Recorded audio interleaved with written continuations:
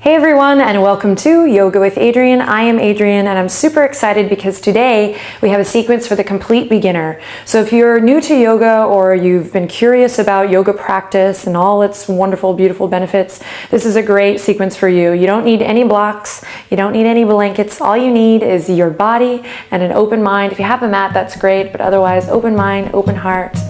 Let's get started.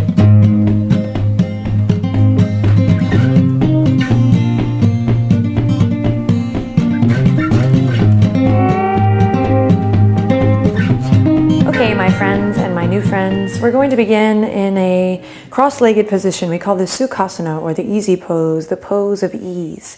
Take a second here to check in with the breath by maybe looping the shoulders a couple times forward, up and back.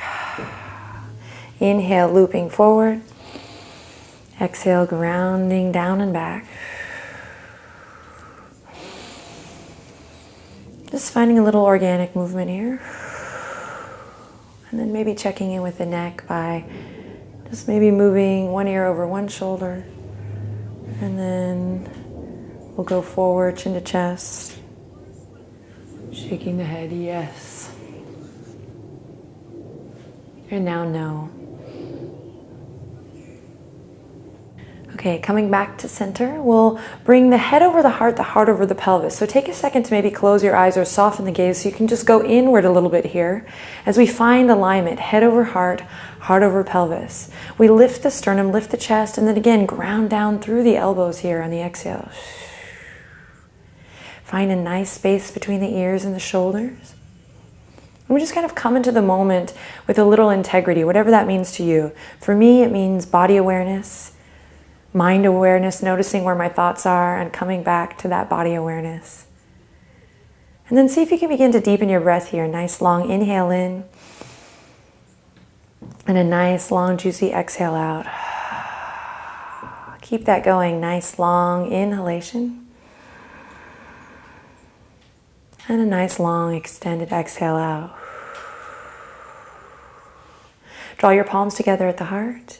Take a deep breath in. Each time we come here, this is a great little beginner's tip. Each time we come to this mudra, we call it Anjali Mudra, you can think about lifting your sternum or your heart up to your chest.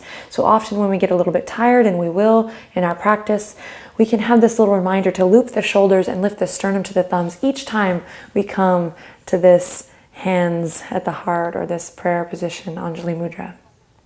So practice that now. Inhale, lift your sternum up to your thumbs. Draw your lower belly or navel in to meet your spine. So again, we're just coming into this active body, but with a sense of ease. This is going to be a wonderful tool for beginning a yoga practice, just kind of finding the balance between active body, strength, engaging qualities, and then also a softness, an ease, a lightness, a calmness, if you will. Finding a place where those two can dance and be together is what our yoga is all about. Interlace the fingertips. Follow your breath as you inhale. Press the palms forward, up and back. Nice and easy here as we climb up the side body, climb up the spine. And on your next exhale, release the fingertips down. Nothing fancy here, just checking in with the body, checking in with the breath. Inhale again, forward, up and back. On your exhale, fingertips release with elegance, with ease. Opening the shoulders, opening the chest, checking in with the side body. One more here as we ground down through the tops of the thighs. Deep breath. And exhale, release. Great. Take your right palm to your left knee. Sit up nice and tall. Send your left fingertips behind the tailbone here. As you inhale, lift up. Lift your heart. Exhale, journey towards the left. Find a gentle twist here. Navel draws in towards the spine. And we remember that we come to the mat to have an experience in our body. So don't crank yourself into the posture. Have the experience of gently moving into the twist. Maybe closing the eyes here for one last breath. We gently release back to center and take it to the other side. Left palm to right knee. Sit up nice and tall. This time I'm going to turn to the side so you can see my spine here. The tendency is going to be to round forward. We spend a lot of time here all the time, okay? So no worries. And in time, we're going to begin to lengthen. Tailbone down, lower back becomes nice and long. Heart lifts, shoulder blades ground down, and we find our twist. So what I'm trying to say here is don't sacrifice this lift in the heart and this length in the spine for a deeper twist. Ouch, this is just, ouch, this is wrong, y'all, it's just wrong. So find what feels right, what feels good. So it might mean that you don't go all the way far back at first, but keep a nice mindful twist here. Using that exhale to journey a little deeper, even if it's just energetically. And then gently releasing back to center. Great, take a second here, one more time to interlace the fingertips of the heart. Inhale, palms reach forward, up and back, long puppy belly, we stretch here, lift it up high, and then exhale, release fingertips to the mat. Side body stretch, nice and easy. Keep grounding through the legs here, so the legs aren't just limp here, they're nice and active. Tops of the thighs drawing down. Great, plant your left palm or left fingertips. Yogi's choice, beginner's yogi's choice. So press into the palms or the fingertips and then send the right fingertips up. Think up, up, up, up, and then go over. Careful not to just go over, trying to mimic an asana that you maybe seen before. Have an experience. Inhale, reach it up, keep this lift in the heart, and then exhale, side body stretch. Now here we're not going to hold, but we're going to kind of set the tone for our yoga practice and our yoga journey by finding a little self-expression, finding a little movement here. You might sway up and down, front and back. You might close your eyes. You might stretch your mouth. You might wiggle the fingertips. Draw the shoulders away from the ears. Take a deep breath in and exhale swiftly through center and to the other side. Creating space in the body, connecting to the breath.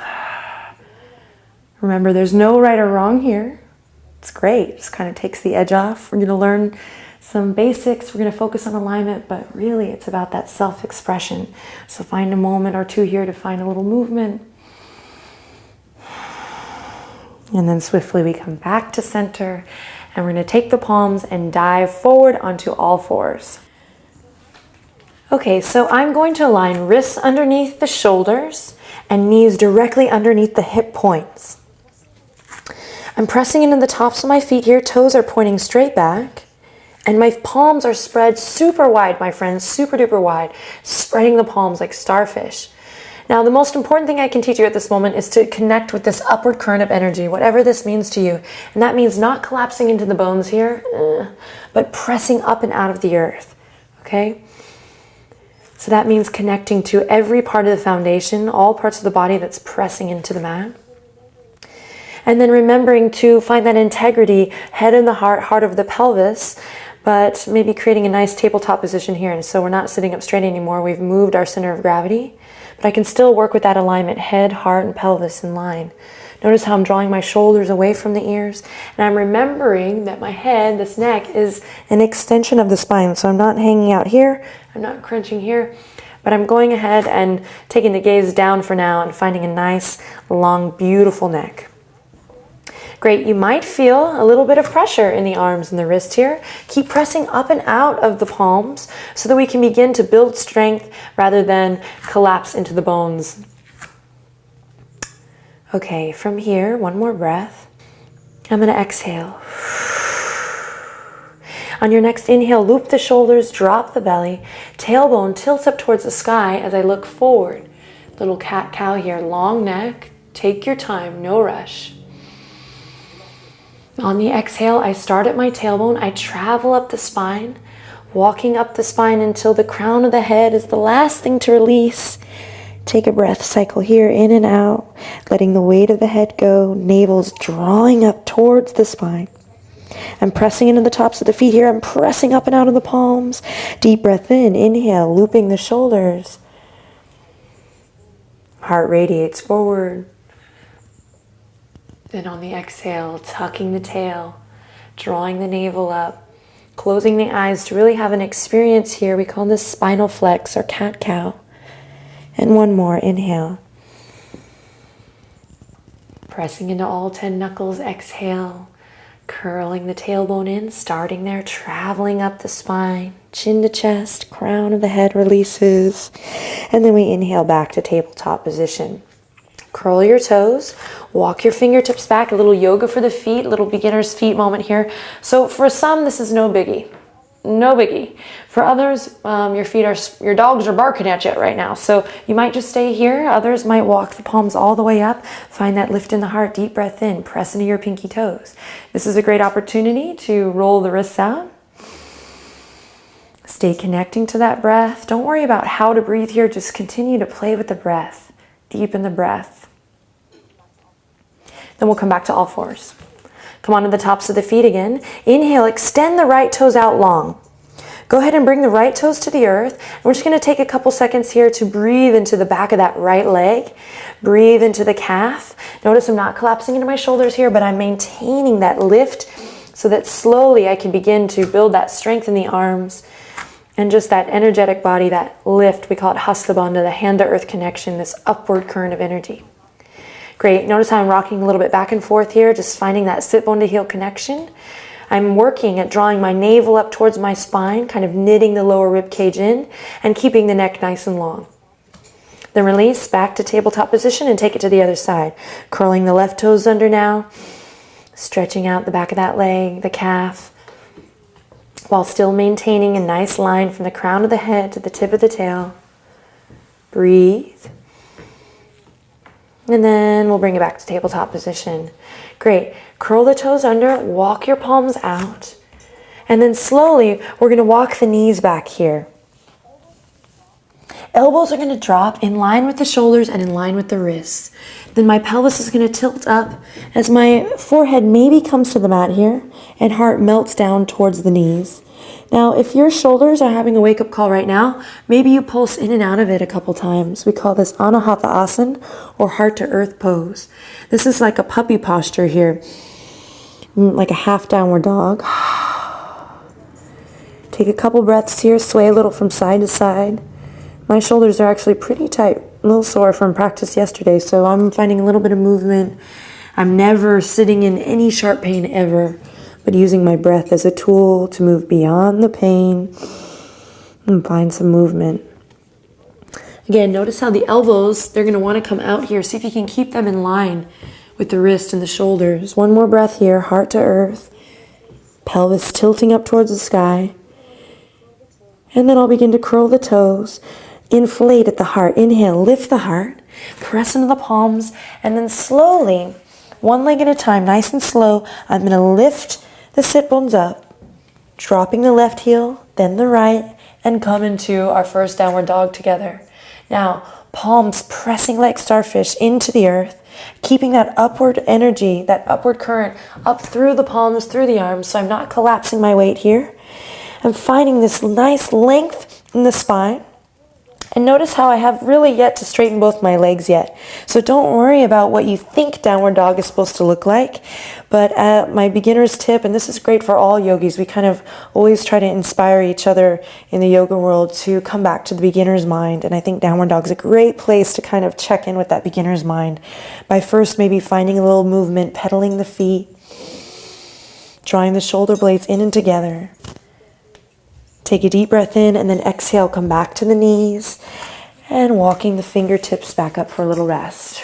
Loop the shoulders, maybe a couple circles with the wrists. And we dive in for more. Here we go. Palms to the earth, belly to the tops of the thighs. This time, slowly, slowly building to a nice still dog where we take a second here to be with the breath. Now, tops of the shoulders are drawing away from the ears. My two big toes are turned in just slightly, sit bones shining up towards the sky. I knit my lower rib cage together. I press up and out of my palms. I make sure my head is nice and loose, not holding in the neck. Tops of the thighs have this sweet inner spiral going in towards the back of the mat. I take a nice deep breath in through the nose and exhale out through the mouth. It's allergy season here in Austin. Inhale in through the nose and exhale out through the mouth. Bend your knees generously.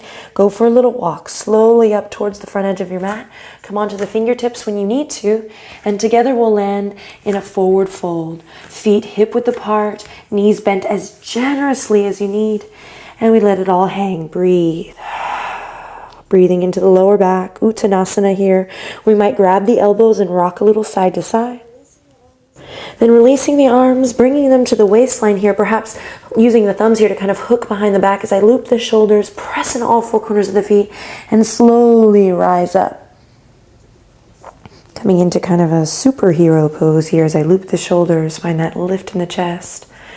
And I'm actually going to move to the front here so you can see me a little bit better.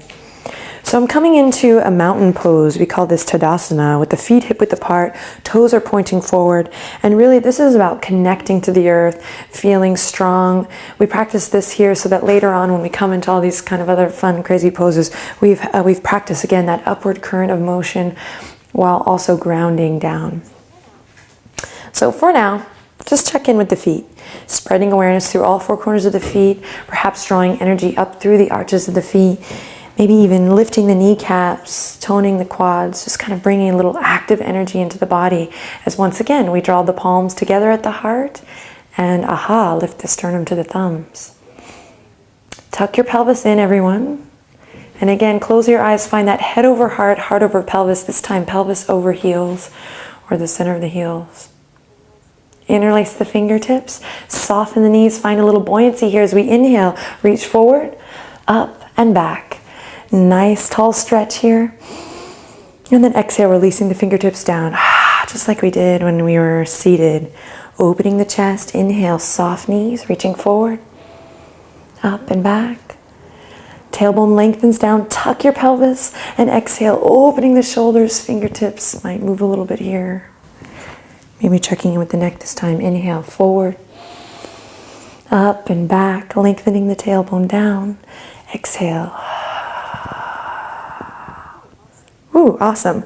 Take a second here to draw a couple circles with your nose. Check in with the neck.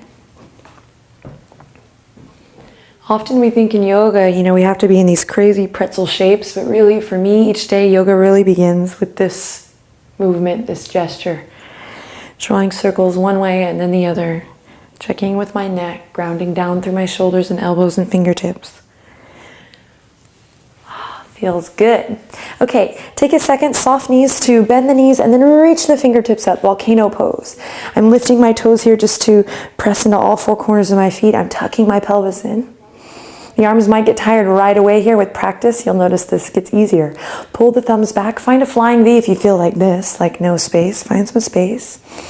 Release the toes back down if you haven't already and breathe. Spread the fingertips in celebration of you and your new yoga practice. Then take the right hand and grab the left wrist. Again, just like we did before in the side body stretch, think up and over. So rather than just to the side, youch. Think up, length, length, length, and then over.